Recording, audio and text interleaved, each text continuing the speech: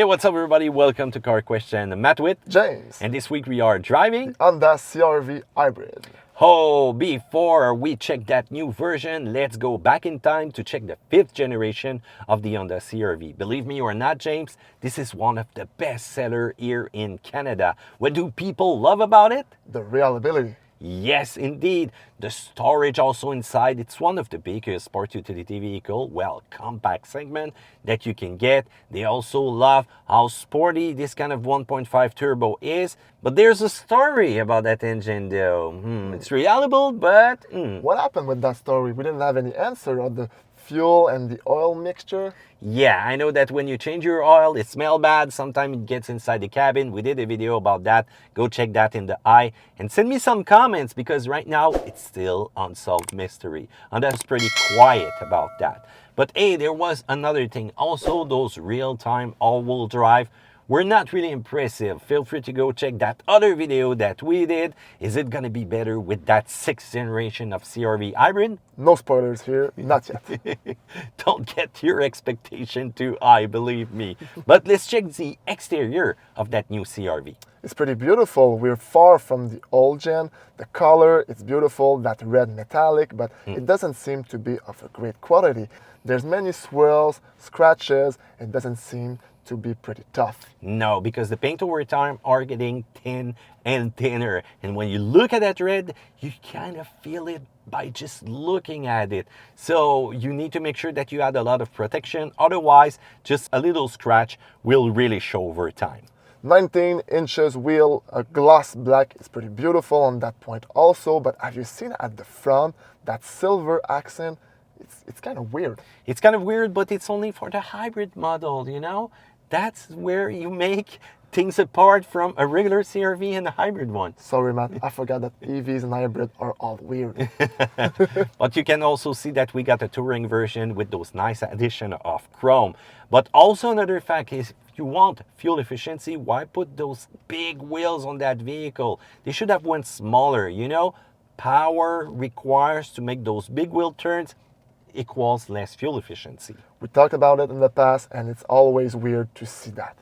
Indeed. So as you can see by the look of that CR-V, it really shows that it's getting bigger and bigger over time. How about the length of that hood? How about also how long the car is now, plus 7 centimeters, and wide, more than 10 centimeters that it has gained?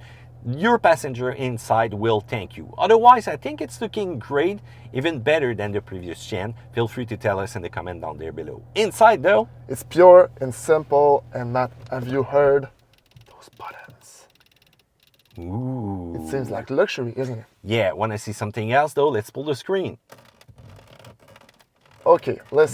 That's an SMR, my friend, see? They have the button right Let's though. push everywhere else on the plastic, you will hear the same thing. Just focus on the buttons, Matt. They have those rights. Yeah, they need to improve that. There's some little plastic part that will crack, and over time, it will crack more. The headroom, the legroom all around the vehicle is pretty generous. I also really like the seats with leather and little orange accents on them. And one thing I really like with that vehicle that not many SUV has is that the door at the back is opening on almost 90 degrees. You can see that it's really big opening. It's gonna make sure that once you're gonna sit inside, it's gonna be easy breezy, beautiful, and it will tall people like us find it real easy to get on or off board that vehicle, and it's really comfortable also in the back. So the size of that compact SUV has grown bigger, yes, but it's right there on target with comfortable people. Let's talk about the multimedia system. Do you see how Honda simply doesn't make big screen? It's always small screen like that. Always the same screen with the black bezel on the side, and it's annoying. In some kind of way, yes, because that plastic will remove a lot of size from that screen. It's not even big. A lot of manufacturers are doing some improvement in that area. There's a limit between too big and too small, and right now Honda is kind of too small. So you've got a little addition of hybrid information inside that multimedia screen, Apple CarPlay and Android Auto, really easy to use, and wireless, thank you. Let's talk about the engine. It's a 2-liter Atkinson, the same engine as the Accord Hybrid. It's It's developing 204 horsepower, 247 pound-feet of torque, and there's a mini battery of 1.4 kilowatt hour, 1.1 usable. But you know what, Matt? I don't care about the numbers. The most important thing here is fuel consumption. We'll talk about that later. All mounted to an eCVT, and you can tow up to 1,000 pounds. But would you? No, not really, not with a hybrid vehicle. 1,000 pound, yeah, it's a little bit inferior to a regular CRV version, but those are not really made to tow real big loads though. Let's talk about the all-wheel drive here in the CRV hybrid. Well, we thought that Honda would put simply two electric engines, one for each back wheels. They are using a regular drive shaft from front to rear to send the power. So it's really unique because go check the hybrid all-wheel drive test that we did with the RAV4. It was not really exceptional. So will Honda shine because it has a drive shaft? The answer is no. We tested it. Next thing you know, not a big performer. But let's talk about fuel efficiency though. 6.0 in city, 6.9 on the highway. With a base trim, it's 8.4 in city and 7.1 in the highway. It's not that much of an economy here. No, the turbo versus the hybrid model, it's gonna have to be a good price if you don't want to roll a lot of kilometers before getting to par with your spending. So let's talk about how does it feel behind the wheel. Well, the answer is pretty much like a regular CRV. You've got different driving mode, but guess what? The hybrid has a sport mode. What about the other trim? Well, they got different mode, but they don't have the sports mode. It's weird. It's weird. Why do you want a sports mode with an hybrid model for fuel efficiency? Well, that's a big question.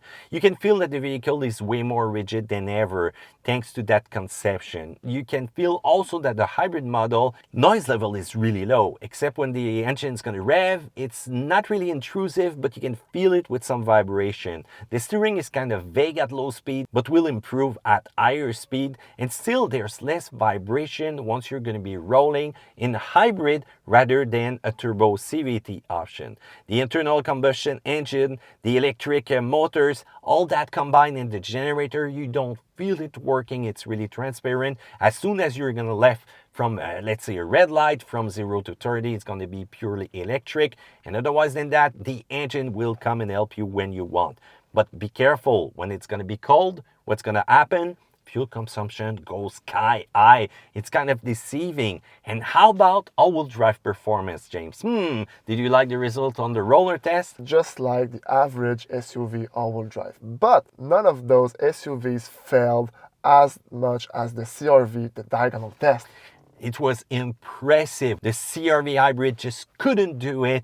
And we could have smoked the tires really easily, trying and trying and trying. So guess what? Fail on that. It's kind of sad with that all-wheel drive system that they did not really improve. And how about those driving modes? Doesn't change much once you're going to be in an all-wheel drive test. So make sure that if you're going to go into some light off-road while towing 1,000 pounds, that you don't get in a situation where there's only going to be two wheels having traction. Let's talk about price, James. Almost $59,000 with taxes included. It's a payment on 60 months of $1,177 with 7.29 APR, 67 for a vehicle like that, Matt. It's such a big amount of money. That was the 2023 Canadian price. Guess what? In 2024, always the manufacturer will increase their price. It's kind of sad, but they've created a more affordable hybrid version. We're going to talk about that a little bit later. RAV4 or CRV, which one is the most affordable, James? The RAV4.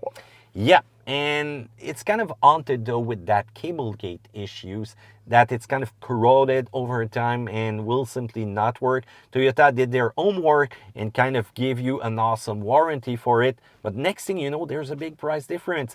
A RAV4 LE will go up to $53,000 in taxes and everything. So it's more affordable to go for that. Honda kind of tried to fix the thing in 2024 where they offered a CRV EXL option with an hybrid package.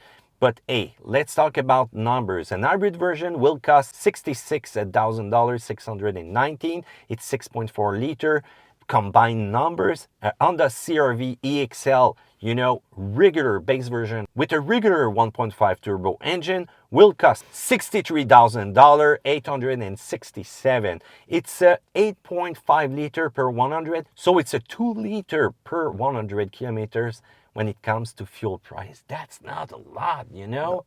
So if you want just to get par with your spending to go with an XL hybrid, you're gonna have to roll more than 80,000 kilometers.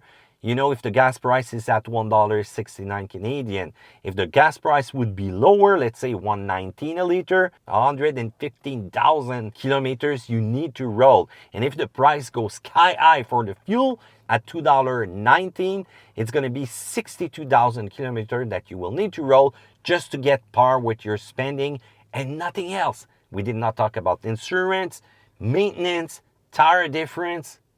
That's a lot of kilometers for getting fuel efficiency, you know? Another question is here also, Matt. How long people keep their car? Will they ride as long as they need to get par, or they will change before? That's a good question. More and more today with the price of cars, people are keeping them longer and longer. Feel free to tell me that in the comment section down there below if it's true. But from what I've seen, if you're buying an hybrid and you want to make a statement, you need to keep it for a long time to make sure that you got your money well spent, you know, in comma. So low points. For 2023, the only trim is the Touring, but for 2024, like you said, there's the EXL Hybrid. It's 3,000 less than the Touring. No PHEV. Also in the US, there's a front-wheel drive trim, that which we don't have here. Honda needs to take attention to the little plastic, the stitches, because it's lacking here. Storage is not that great for small items, and that QI charger, your phone will move for sure. On the plus side though, you've got that build quality, the exterior, well inside there's the cracking, we talk about it, but otherwise than that, the seat, the sound when you close the door, the materials are kind of a great quality. That ultra spacious interior, you still can get that in that new generation of CR-V. How quiet it is once you're gonna drive and talk to your passenger. Also more power coming out from that combined energy in that 2.0 liter engine to give you more enjoyable acceleration. And how about also that the CR-V is built in Canada? That's a big thumbs up to that. So is the CR-V still a leader? Yes, for the sales, yes, for the reliability, but for the innovation, needs to improve that on that. So what do you think about that? Feel free to comment in the section down there below. Thumbs up, subscribe. We'll see you another time on another video of Car Question.